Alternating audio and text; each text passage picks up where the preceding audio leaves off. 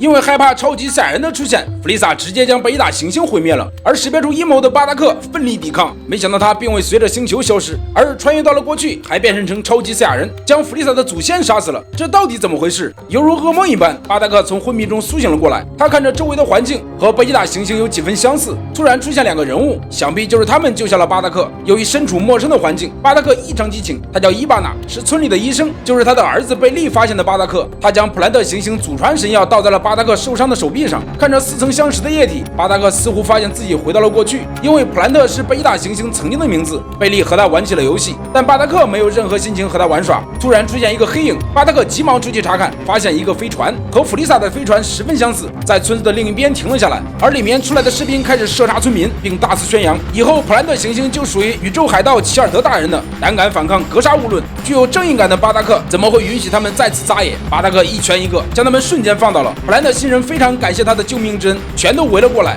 但巴达克却告诉他们，你们的死活跟我无关。随即他就飞走了，来到了一个山洞中，他坐下来想好好回忆一下被卷进爆炸以后的事情，却什么都记不起来。突然贝利出现在门口，他给巴达克带来了食物和水，但他根本不领情，一声怒吼让贝利赶紧滚。他放下东西伤心的离开了。巴达克虽然嘴硬，但肚子却很诚实，咕咕乱叫。贝利发现篮子里的食物没有了，高兴的不断给他送过来。因为两个手下长时间失去联系，齐尔德决定亲自出马寻找。他们来到普尔特星球，假装是宇宙巡警在追捕两个恶棍，本来还对他们带有敌意，听说是警察，所有人放松了警惕。他们告诉齐尔德，坏人已经被巴达克消灭了。听到巴达克的名字，他彻底暴露了邪恶面目。贝利看到冷汗直流，他急忙跑过去告诉巴达克，有坏人在寻找他，但巴达克根本不理会。正说着话，远处突然发生爆炸，贝利跪下哀求巴达克出手拯救村民，但狠心的他一脚踢开贝利，直接飞走了。而齐尔德带着手下还在大肆屠杀。正在他们抢夺药水之际，巴达克瞬间将两个手下干倒了，站在齐尔德面前，他摘下帽子。巴达克看到他的样子气愤不已，将他当成了弗利萨，急速上前一拳将他打飞了。身为宇宙之王的他哪受到过如此暴击，瞬间反击，一脚将他踢倒。他走过来踩在他的头上，但巴达克一直在叫着弗利萨的名字。齐尔德告诉他自己的名字，巴达克这才知道原来他是弗利萨的祖先，自己真的穿越到了过去。看着倒在地上的巴达克，贝利痛苦难当，跑过去要拯救他，却被齐尔德炸飞了。这下彻底刺激到了巴达克，想起自己的同胞被弗利萨杀死，而来到普兰特星球遇到好心人又被齐尔德杀害，内心的悲愤急速膨胀。他站起来，周围闪电不断，头发忽明忽暗，气场直冲天际。极力嘶吼，第一个超级赛亚人终于诞生了。他感受着自己身体里不可思议的力量，简直就要喷涌而出。